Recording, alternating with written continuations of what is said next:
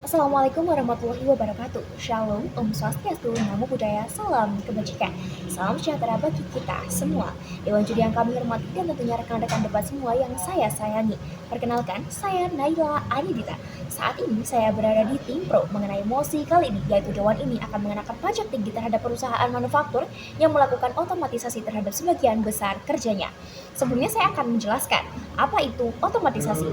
Otomatisasi adalah penerapan teknologi, program, robotika, atau juga proses untuk membuat produk dengan input manusia yang minimal. Dengan demikian, dapat kita ketahui bahwa otomatisasi ini dapat melakukan suatu kerja dengan input manusia yang minimal.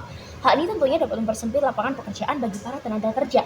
Untuk itu, saya menyatakan setuju pada mosi kali ini tentang pajak tinggi yang akan diterapkan, yang akan diberlakukan pada perusahaan manufaktur yang melakukan otomatisasi terhadap sebagian besar kerjanya. Mengapa saya setuju pada mosi kali ini? Karena yang pertama, otomatisasi dapat mempersempit lapangan pekerjaan sehingga angka pengangguran dapat meningkat, baik bagi para pekerja yang terkena PHK maupun pekerja yang sulit mendapatkan lowongan pekerjaan karena pekerjaannya telah digantikan oleh robotika. Dengan angka pengangguran yang meningkat, tentunya taraf kesejahteraan masyarakat di Indonesia juga dapat menurun. Sedangkan jika diterapkan pajak tinggi bagi perusahaan manufaktur yang menerapkan otomatisasi, hal ini dapat membuat pengelola perusahaan manufaktur tersebut berpikir kembali untuk melakukan otomatisasi di sebagian besar kerjanya. Hal ini dapat melindungi lapangan pekerjaan dan juga tentunya stabilitas ekonomi masyarakat, sehingga angka pengangguran dapat menurun, kemudian tingkat pendapatan dan tingkat taraf hidup masyarakat juga akan meningkat atau menjadi lebih stabil. Kemudian, yang kedua adalah otomatisasi skala besar dapat meningkatkan emisi jejak karbon.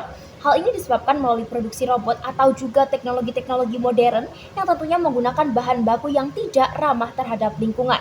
Dalam produksi tersebut tentunya juga akan menyebabkan limbah, dan limbah yang dihasilkan adalah limbah B3 atau bahan berbahaya dan beracun.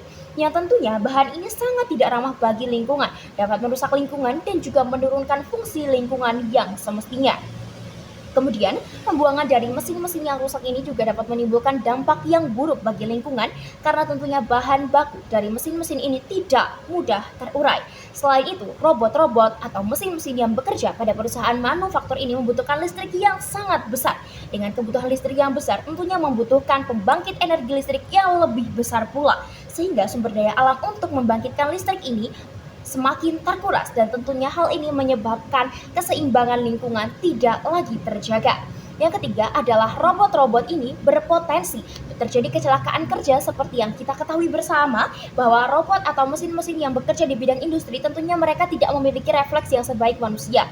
Hal ini dapat menyebabkan kecelakaan kerja baik bagi pekerja di perusahaan tersebut ataupun juga robot itu sendiri yang mungkin dapat menyebabkan kecelakaan fatal sehingga dapat berpotensi membuat pabrik-pabrik atau perusahaan industri tersebut bangkrut karena adanya kecelakaan kerja yang cukup besar.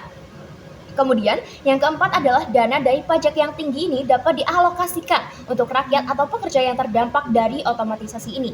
Dana dari pajak ini dapat dikelola, kemudian dapat digunakan untuk memberikan pelatihan, tunjangan, ataupun juga modal untuk usaha bagi para pekerja yang terdampak dari otomatisasi ini. Sehingga walaupun mereka terkena PHK atau mereka terdampak dari otomatisasi di perusahaan mereka sebelumnya, mereka masih dapat bekerja karena mendapatkan pelatihan ataupun juga tunjangan, dan mungkin juga modal untuk usaha dari dana pajak yang diambil dari perusahaan-perusahaan yang menerapkan otomatisasi ini. Yang kelima adalah mengurangi ketergantungan pada teknologi. Karena pada era yang sudah sangat modern ini, teknologi semakin canggih. Hal ini dapat berpotensi terjadinya serangan siber yang seperti peretasan ataupun juga penyalahgunaan data-data, baik dari data pekerja maupun juga data perusahaan tersebut. Kita tidak bisa menutup kemungkinan bahwa oknum-oknum di luar sana, oknum-oknum yang tidak bertanggung jawab, mereka memanfaatkan kesempatan dari otomatisasi ini untuk kepentingan diri mereka sendiri. Kemudian poin yang keenam adalah otomatisasi ini yang diberlakukan di perusahaan manufaktur dapat menyebabkan kesenjangan sosial dalam bidang ekonomi.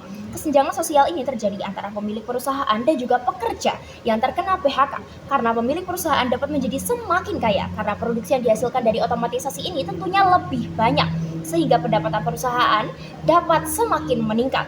Sedangkan para pekerja yang terkena PHK maupun para pekerja yang tidak mendapatkan lowongan pekerjaan, mereka akan semakin sulit untuk mencari pekerjaan lanjutan. Mereka akan semakin sulit untuk mencari pendapatan sehingga tingkat ekonomi mereka juga akan semakin menurun. Kemudian, poin yang ketujuh adalah otomatisasi ini dapat menjadikan penurunan kualitas tenaga kerja. Jika pekerja hanya menjadi pengawas mesin, keterampilan teknis tradisional seperti permesinan manual bisa saja punah. Selain itu, ketergantungan pada teknologi membuat perusahaan kesulitan untuk mencari tenaga kerja terampil jika terjadi kegagalan sistem.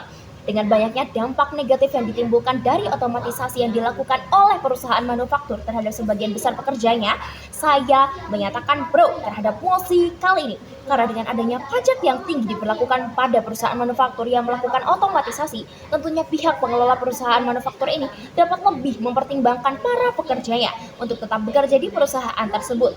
Sehingga taraf hidup masyarakat akan meningkat, para pengangguran akan semakin sedikit, dan tentunya akan tercipta kesejahteraan tanpa adanya kesenjangan sosial dan tanpa merusak lingkungan sekitar.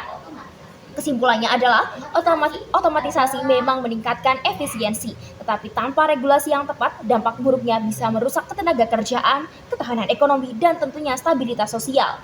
Kebijakan seperti pajak tinggi ini bisa menjadi solusi mitigasi. Pajak tinggi pada perusahaan yang mengotomatisasi pekerjaan bukan hanya langkah defensif, tetapi juga strategi untuk memastikan bahwa kemajuan teknologi tidak mengorbankan kesejahteraan kolektif. Dengan kebijakan ini, keuntungan dari otomatisasi dapat dinikmati secara lebih inklusif. Demikian argumen yang dapat saya sampaikan untuk menunjang pernyataan pro saya terhadap mosi kali ini. Terima kasih atas waktunya, terima kasih atas perhatiannya. Saya akhiri, wassalamualaikum warahmatullahi wabarakatuh. Shalom, Om Santi, Santi, Santi, Om.